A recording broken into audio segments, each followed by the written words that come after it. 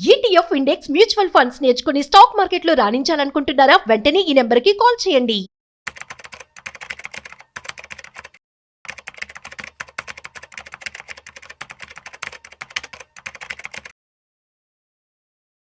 Stock market నష్టాల్లో trade అవుతుంది ఇవాళ. అదేవిధంగా క్వార్టర్లీ రిజల్ట్స్ కూడా రావడం జరిగింది. ఇందులో భాగంగా ఈసారి కూడా నెగిటివ్ రావడం జరిగింది. అసలు ఎందుకని, ఏ కారణాల వల్ల ఏ కంపెనీస్ నెగిటివ్లోకి వెళ్ళాయి, ఎట్ ది సేమ్ టైం ఇవాళ స్టాక్ మార్కెట్ అప్డేట్స్ కూడా మనతో చెప్పడానికి ఇవాళ మనతో ఫైనాన్షియల్ ఎక్స్పర్ట్ అనిల్ కుమార్ బచ్చు గారు ఉన్నారు. సో వారి మాటల్లో మరింత సమాచారం అడిగి తెలుసుకుందాం. హాయ్, హలో, నమస్తే, వెల్కమ్ టు సుమన్ టీవీ. నేను మీ Rajeev Pasupuleti. So let's start. So hi sir, నమస్తే. నమస్తే రాజు సార్, ఎలా ఉన్నారు? Wonderful. Yeah sir, stock market updates ఈరోజు ఎలా ఉన్నాయి?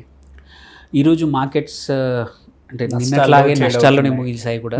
నిన్నటి కన్నా కూడా అంటే యాక్చువల్లీ ఏంటంటే ఈ వారం అంతా కూడా లాస్ట్ వీక్ పాజిటివ్గా క్లోజ్ అయ్యి 25,000 పైన 25,400 25,350 దగ్గర స్టార్ట్ అయినప్పుడు ఏముండిందంటే హోప్ ఈ యుఎస్ ట్రేడ్ అగ్రిమెంట్ ఏదైతే ఉందో ఫైనలైజ్ టారిఫ్స్ పోతాయి, అగ్రిమెంట్ ఏదైతే నడుస్తూ ఉందో అప్పటి వరకు అనౌన్స్ అవుతుంది.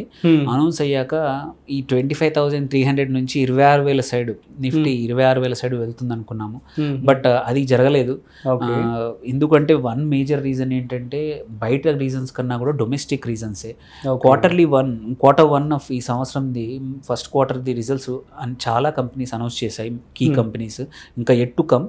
బట్ ఇప్పటివరకు అనౌన్స్ చేసిన కంపెనీల్లో మాత్రం చాలా కంపెనీలో అనుకున్న దానికన్నా కూడా ఎక్స్పెక్టేషన్ కన్నా కూడా అంటే బిలో పార్ పర్ఫామ్ చేశాయి అన్నమాట. సో వెదర్ ఐటీ కంపెనీసే కానివ్వండి, ఫైనాన్షియల్ కంపెనీస్ కూడా రెండు కూడా బిలో పార్ పర్ఫామ్ చేయడం అనే దానివల్ల మనకి డ్రాగ్ అయింది సెన్సెక్స్ అనేది చెప్పొచ్చు. ఫస్ట్ ఆబ్వియస్లీ మనం టీసీఎస్, మిగిలిన ఐటీ కంపెనీస్, మిగిలిన హెచ్సిఎల్ టెక్ కానీ, మహేంద్ర కానీ, మల్టిపుల్ కంపెనీస్ కూడా అనలిస్ట్ల ప్రెడిక్షన్ ఏదైతే ఉందో ప్రాఫిటబిలిటీ అనుకోండి ఆర్ రెవెన్యూ గ్రోత్ అనుకోండి, రెండు కూడా అనుకున్నట్టు రాలేదు. ఒకటి రెండు కంపెనీలు, ఐటీ కంపెనీలు ప్రాఫిట్ అనౌన్స్ చేసిన, గ్రోత్ అనౌన్స్ చేసిన, ప్రాఫిట్ గ్రోత్, అవుట్లుక్ మాత్రం అంతా ధైర్యంగా మంచి అవుట్లుక్ రాబోతుంది. Next quarter, second quarter, third క్వార్టర్లో మనకు మంచి పర్ఫార్మెన్స్ రాబోతుందనే మేనేజ్మెంట్ కామెంటరీ కూడా ఇవ్వలేదు. అవునా? అంటే Q2 కూడా డౌట్ఫుల్ అయితే, ఎస్పెషల్లీ మెయిన్లీ కారణం మన ఆపరేషన్ సింధూర్ కావచ్చు, వార్స్ కూడా అయి ఉండొచ్చు. ఎస్పెషల్లీ ఐటీకి ఏంటంటే వేరే సెక్టర్స్ డొమెస్టిక్ రీజన్స్ అయి ఉండొచ్చు, బట్ ఐటీకి మాత్రం మేజర్గా 60 నుంచి 70% వరకు నార్త్ అమెరికా అంటే యుఎస్, కెనడా నుంచి బిజినెస్ వస్తుంది. రెస్ట్ ఆఫ్ ఇట్ యూరోప్ నుంచి అనుకోండి, గల్ఫ్ నుంచి అనుకోండి, వేరే కంట్రీస్ నుంచి యూజువల్లీ బిజినెస్ వస్తుంది. అక్కడ యూఎస్లో మాత్రం క్యాపిటల్ స్పెండింగ్ అనేది ఎక్కువగా లేదు. వాటి స్టాక్స్ పర్ఫామ్ చేస్తున్నాయి. US stocks, IT stocks multi level హైలో ఉన్నాయి. ఇప్పుడు ఎస్టర్డే చూసుకున్న లైఫ్ టైం హై దగ్గర continuously 4th day US markets life time high దగ్గర ట్రేడ్ అవుతున్నాయి. రోజువారీ పెరుగుతూ ఉన్నాయి. సో ఇవాళ తెలియదు, ఇవాళ యుఎస్ మార్కెట్స్ ఇప్పుడు కాసేపట్లో ఓపెన్ అయితే ఎలా ఉంటాయో తెలియదు కానీ, బట్ అన్నీ కూడా మల్టీ ఇయర్ హై దగ్గర ఉన్నాయి. సో హోప్ఫుల్లీ అక్కడ కొంచెం పికప్ అవుతే సెకండ్ Q2, Q3 మన ఐటీ కంపెనీస్ పికప్ అవ్వచ్చు. That is one reason. Second, banks ఏవైతే స్టార్ట్ చేశాయో ఇంకా HDFC, ICICI ఇట్లాంటివి రావాల్సి ఉంది. ఆ రెండు major companies, large caps which have to come.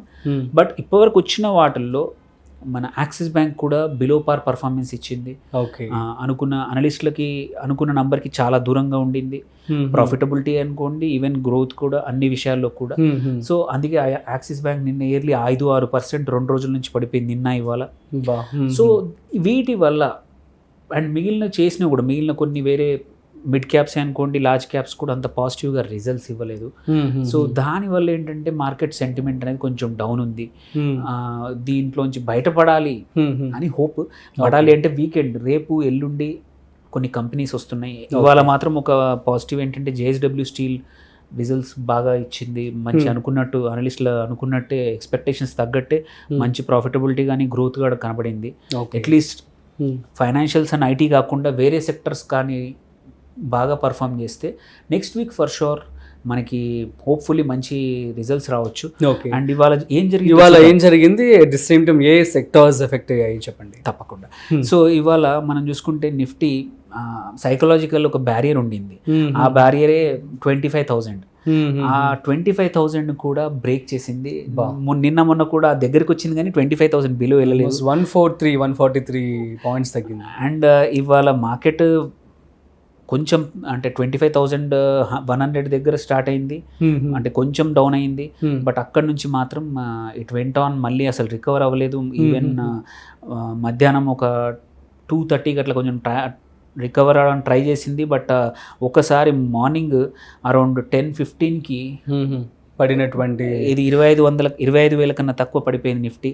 అక్కడ నుంచి ఇంకా మళ్ళీ 25,000 ఇంకా టచ్ అవ్వలేదు ఇవాళ మొత్తానికి. సో చివరికి 24,968 పాయింట్స్, అంటే దగ్గర 143 పాయింట్లు నిఫ్టీ కోల్పోయింది.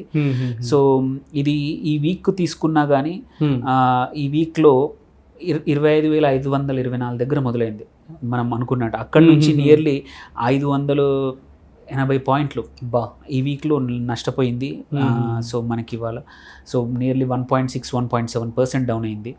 సో హోప్ఫుల్లీ ఈ Q1 రిజల్ట్స్ అన్నీ అయిపోతే మనకి మార్కెట్స్ మైట్ మళ్ళీ కమ్బ్యాక్ కావచ్చు. సో ఇందులో కూడా మనం చూసుకుంటే కొన్ని స్టాక్స్ ఎక్కువగా పడిపోయింది ఇవాళ. యాక్చువల్లీ అదానీ ఎంటర్ప్రైజెస్ కానీ ఇవి కూడా పడిపోయాయి, సర్ప్రైజింగ్ అనమాట. ఎందుకంటే కానీ ఇవాళ అన్నిటికన్నా ఎక్కువగా పడిపోయింది యాక్సిస్ బ్యాంక్. నిన్న పడిపోయింది, ఇవాళ కూడా 5% పైన పడిపోయింది. ఓకే. శ్రీరామ్ ఫైనాన్స్ కూడా ఇవాళ చాలా నెగిటివ్గా ఉండింది, 3% డౌన్ క్లోజ్ అయింది. BEL ఏదైతే డిఫెన్స్ స్టాక్ ఆపరేషన్ సింధూర్ తర్వాత చాలా వెళ్ళింది అండ్ తగ్గుతూ వచ్చేస్తుంది, ఇంకా 2.34% పడిపోయింది. HDFC లైఫ్ కూడా ఒక 1.64. అయ్యో, HDFC అండ్ ఇది బెస్ట్ పర్ఫార్మెన్స్ అని చెప్పి దానికి అసలు మంచి రిజల్ట్స్ కూడా బాగా ఇచ్చింది HDFC లైఫ్. బట్ హోప్ఫుల్లీ రేపు దాని వాళ్ళ గ్రూప్ కంపెనీ HDFC బ్యాంక్ రేపు రిజల్ట్స్ వస్తాయి సాటర్డే రోజు. ఓకే. హోప్ఫుల్లీ దాని అదే HDFC గ్రూప్ ఇంకో కంపెనీ AMC మ్యూచువల్ ఫండ్ చాలా బాగా పర్ఫామ్ చేసింది. ఓకే. సో అది గ్రో అయింది. అండ్ ఇన్ ద ఎండ్ ఈ వీక్లో కూడా ఆబ్వియస్లీ కొన్ని లార్జ్ క్యాప్స్ మంచి పర్ఫామ్ చేసింది. సర్ప్రైజింగ్లీ విప్రో ఐటీ కంపెనీ అయినా కొంచెం బెటర్ ఉన్నంత ఐటీ ప్యాక్లో కొంచెం బెటర్గా రిజల్ట్ ఇచ్చింది కాబట్టి ఇవాళ 2.4% గ్రో అయింది యాక్చువల్లీ. ఓకే. బజాజ్ ఫైనాన్స్ కూడా 2% గ్రో అయింది, ఇంకా రిజల్ట్స్ రాలేదు బట్ పాజిటివ్గా హోప్ చేస్తున్నారు. మెటల్స్ సెక్టర్ బాగా పర్ఫామ్ చేసింది. అందులో వన్ ఆఫ్ ద రీజన్ కారణం ఏంటంటే టాటా స్టీల్ కూడా ఇవాళ 1.54% పెరిగింది. ONGC కూడా 1% పెరిగింది. నెస్లే యూజువల్లీ ఇట్లాంటి టైంలో మార్కెట్స్ పడ్డప్పుడు ఏంటంటే కన్జ్యూమర్ డ్యూరబుల్స్ FMCG బాగా పర్ఫామ్ చేస్తాయి, అందుకే మనం వాటిని డిఫెన్సివ్ సెక్టర్స్ అంటాము. సో వన్ ఆఫ్ ద ఆ స్టాక్ ఏంటంటే నెస్లే, ఇది ఒక 1% పెరిగింది. కోల్ ఇండియా కూడా పెరిగింది అనమాట. ఆన్ ద హోల్ ఇవాళ నిఫ్టీ చూసుకుంటే పోనీ బ్రాడ్ సెక్టర్స్ చూసుకుందాం, మేబీ బ్రాడ్ సెక్టర్స్ ఇంకా వేరే ఏమైనా బాగా పర్ఫామ్ చేసాయో చూస్తే కూడా నిఫ్టీ కన్నా కొంచెం బెటర్గా వేరే ఇప్పుడు మన మిడ్ క్యాప్ కానీ స్మాల్ క్యాప్ కానీ ఆ ఓన్లీ 0.6% డౌన్ అయ్యాయి. సో అవి కొంచెం రిలేటివ్లీ బెటర్.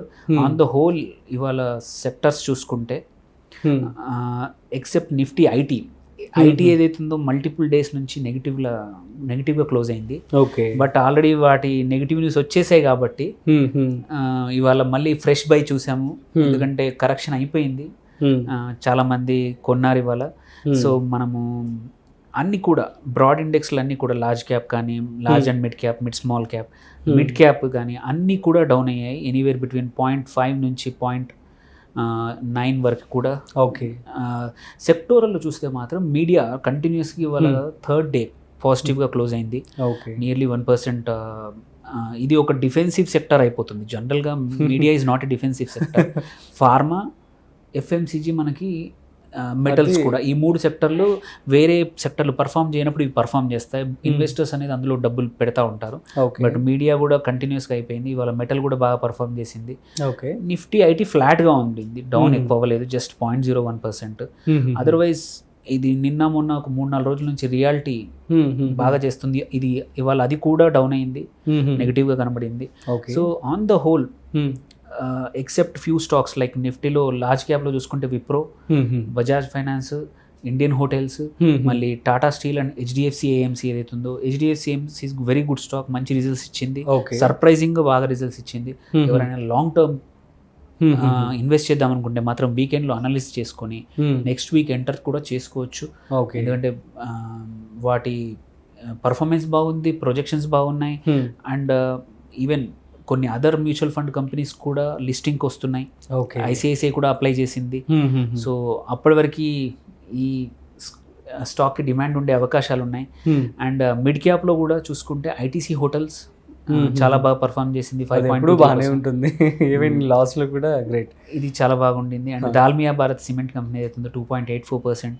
ఎన్ఎండిసి కూడా ఇంకొక metals mining company, steel authority and Tata communications, ఇది కూడా మల్టిపుల్ ఏజెన్సీస్ వీటికి బై రేటింగ్ ఇచ్చారు, అందుకే 1.86% పెరిగింది. ఓకే. అండ్ కొన్ని స్మాల్ క్యాప్స్లో ఏంటంటే ఇవి యూజువలీ అన్యూజువల్, అంటే ఎక్కువ మటుకి బిన్నీ మిల్స్, వేరా సింథటిక్స్. ఈ వేరా సింథటిక్స్ మల్టిపుల్ డేస్ నుంచి హై వెళ్తోంది. The way it is going, ఏదో ఆపరేషన్స్ ఏదో నడుస్తూ ఉండొచ్చు, కొంచెం జాగ్రత్తగా ఉండాలి, ఎందుకంటే ఇది మల్టిపుల్ డేస్ అప్పర్ సర్క్యూట్ని దాటేసి ముందుకెళ్తా ఉంది. ఓకే. సో ఎస్పెషల్లీ ఇన్వెస్టర్స్ అనేవాళ్ళు ఒకటి జనరిక్గా చెప్తున్నాను, ఇట్లాంటి టైంలో ఏదైతే కొన్ని పేరు లేని స్టాక్స్ రీజన్స్ లేకుండా సడన్గా అప్పర్ సర్క్యూట్స్ మల్టిపుల్ డేస్ వస్తే మాత్రం కొంచెం జాగ్రత్తగా ఉండాలి. ఓకే. ఎందుకంటే ఎవరో some operators are running the show, retail investors వచ్చి అంతా కొన్నాక మంచి ప్రైస్లో వాళ్ళు ఎగ్జిట్ అవుతారు, మనకు మళ్ళీ అమ్ముదామంటే ఎవరు దొరకరు, మనం స్టక్ అయిపోతాము. సో ప్రైస్ బాగా కనబడుతుంది బట్ కొనేవాడు ఉండడు. సో నేను ఆల్రెడీ లాస్ట్ 2-3 monthsలో చాలా ఇన్వెస్టర్స్ నుంచి ఫేస్ చేశాను ఈ ఇష్యూ. మేము ఇది కొన్నాం సార్, ఇప్పుడు ఎలా అమ్ముదామంటే ఎవరు దొరకట్లేదంటే, సో యూజువల్ ఏమవుతుందంటే వెయిట్ చేయాల్సి ఉంటుంది. వెయిట్ చేయడం కాదు, ఆ వాల్యూ లేదు ఆ స్టాక్కి. సంబడి పంప్ అండ్ డంప్ అంటాం అనమాట. కొద్దిమంది ఆపరేటర్లు ఏంటంటే ఫస్ట్ కొనేసి రేటు పెంచేస్తారు. రేటు పెరిగాక ఇన్వెస్టర్స్ గలీబులు ఎవరైతే తెలీదో, అరే ఇది లాస్ట్ 15 daysలో 100% అయింది, అంటే ఇది మంచి స్టాక్ అయి ఉండొచ్చు అని చెప్పేసి 1,50,000 ఎంత ఉంటే అంత పెడతా ఉంటారు, కొంటా ఉంటారు. సో అందరూ కొత్త ఇన్వెస్టర్స్, రీటైల్ ఇన్వెస్టర్స్ వస్తారు, ఆ హయ్యర్ ప్రైస్లో కొనేసాక వీళ్ళు అమ్మేసేస్తారు, ఎగ్జిట్ అయిపోతారు, తర్వాత కొనేవాడు ఉండడు. ఫండమెంటల్లీ స్ట్రాంగ్ ఆర్ క్వాలిటీ లేని స్టాక్స్లో ఇదే జరుగుతుంది. యూజువల్లీ ఒక పెన్నీ స్టాక్ని బూస్ట్ చేసి పెద్ద ప్రైస్ తీసుకొస్తారు, ఎగ్జిట్ అయిపోతారు, ఇన్వెస్టర్ స్టక్ అయిపోతారు. సో ఎస్పెషల్లీ స్మాల్ క్యాప్లో ఈ ప్రాబ్లం ఎక్కువ వస్తుంది. అందుకోసమే కొంచెం జాగ్రత్తగా ఉండాలి investors investing the small caps. ఇది మేజర్గా ఇవాళ మార్కెట్ అప్డేట్. హోప్ఫుల్లీ చేంజ్ అవ్వచ్చు, ఎందుకంటే కొన్ని రీజన్స్ కూడా ఉన్నాయి. కొన్ని మంచి కంపెనీలు Q1 రిజల్ట్స్ ఇస్తున్నాయి, they are going to be good, at least majority of them. Second, Monday కానీ ట్యూస్డే కానీ United Kingdom India free trade agreement చాలా రోజుల నుంచి వెయిట్ చేస్తున్నాము, అది ఒప్పుకున్నారు. అనౌన్స్మెంట్, అఫీషియల్గా అనౌన్స్మెంట్ రాబోతుంది. అది వస్తే కూడా కొంచెం ఒక రకంగా మంచి ఊపే. మనకి ఈవెన్ ఈ వీక్ ఏంటంటే మంచి డేటా, ద్రవ్యోల్బణం డేటా వచ్చింది. 2.1 వచ్చింది ఇన్ఫ్లేషన్. అది కూడా మార్కెట్ సెంటిమెంట్ని కదపలేకపోయింది. సో హోప్ఫుల్లీ కొన్ని నెక్స్ట్ వచ్చే రిజల్ట్స్, ఈ FTA మళ్ళీ US ఇండియా ట్రేడ్ డీల్ కూడా ఒక క్లియర్ పిక్చర్ బయటకు వస్తే మాత్రం మార్కెట్స్ మళ్ళీ ఒక డైరెక్షన్, మళ్ళీ హోప్ చూసి ఈ నెగిటివ్ సెంటిమెంట్ నుంచి మళ్ళీ ముందుకు వెళ్ళే అవకాశాలు ఉన్నాయి. అదర్వైజ్ ఇప్పటివరకు వచ్చిన Q1 రిజల్ట్స్ మాత్రం నిరాశాజనకంగా ఉన్నాయి చాలా మటు కంపెనీస్. ఇది ఇలాగే ఉంటే మాత్రం మనం ఇంకా కొంచెం పెయిన్ చూడొచ్చు ఇంకొక 1 week 10 days. అదర్వైజ్ మాత్రం మళ్ళీ 25,000 next week hopefully will see. Okay. అంటే ఈ టైంలో మరి డౌన్లో ఉంది కాబట్టి పెట్టుబడి పెట్టచ్చు అని చెప్తారా?